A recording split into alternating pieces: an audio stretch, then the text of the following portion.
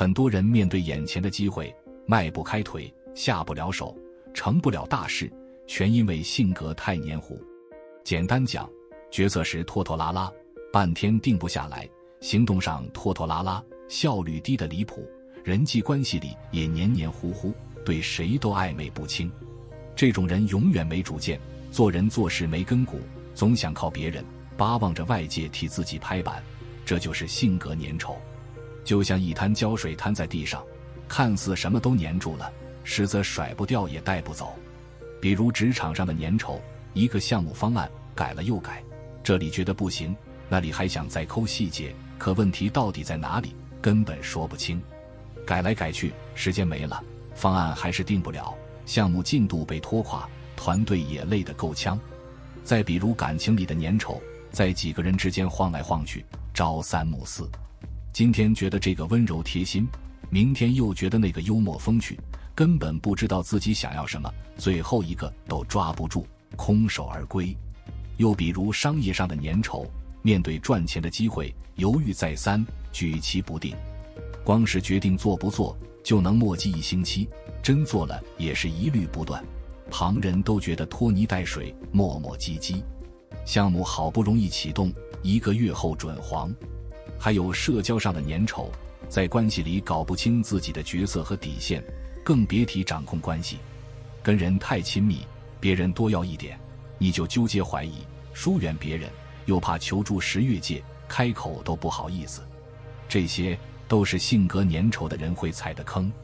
总之，跟人相处没边界，事情之间也分不清主次，不以结果说话，掺杂了一堆连自己都理不清的因素，连最基本的想要什么不想要什么都说不出，掌控不了。这样的性格还谈什么杀伐决断，运筹帷幄，光是应付日常琐事就累得要死，还往往没好结果。问题出在哪里？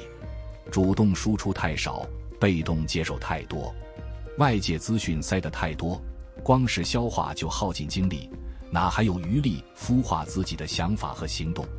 一味迷恋理论知识，厚黑学、博弈论学了一堆，却从不行动，不磨练具体案例，等于白搭。不信你看，生活里哪些人性格不粘稠？亲自带项目的人不粘稠，主动高频输出的人不粘稠，热衷尝试、分析、复盘的人不粘稠。他们的共同点是就是是，不是就是不是，绝不模棱两可。其实中国社会里不少粘稠性格的人，背后都有原生家庭的影子。小时候什么都听父母安排，几乎没机会独立思考和决策。久而久之，长大后进入社会，自然形成思维惯性，总等着别人帮忙定夺。还有的家长信奉严苛教育，老批评孩子的决定，不鼓励尝试。时间长了，孩子为了少挨骂，干脆不敢自己做主，只会听别人的。工作多年，我见过各行各业粘稠性格的人，跟他们聊10分钟就能猜出他们的家庭教育模式，也能大概判断他们未来的人生轨迹。如果你也有粘稠性格，不妨试试下面3个建议，帮你破局。1. 设置限时沙漏，逼自己果断一把。做任何决定前，先定个时间，比如60秒或30秒。倒数计时结束前，写下所有选项，然后凭直觉划掉那些需要向别人解释的，剩下的就是你的决定。因为一旦要解释，就说明你心不坚定，还在用别人的标准衡量自己。这些选项肯定有违你心意的地方，未来出了错，你绝对会后悔，陷入要是选另一个就好了，要是没听谁的就好了的精神内耗。这个方法特别适合买东西、投资、职业规划使用。你的重点不是为划掉的选项找理由，而是全力执行留下的那个决定，做到最好。2. 建立情感账户，平衡消耗与储存。粘稠性格的人，情感账户是失控的，像张被别人随便刷的信用卡，外界每次需求都在消耗你的情感储值，刷爆了卡，你人也崩了。想解决问题，就得管好这张卡，消耗要定额，储存要跟上。比如每周给情感账户设1000点消耗额度，每次妥协或将就，按对方重要性扣点。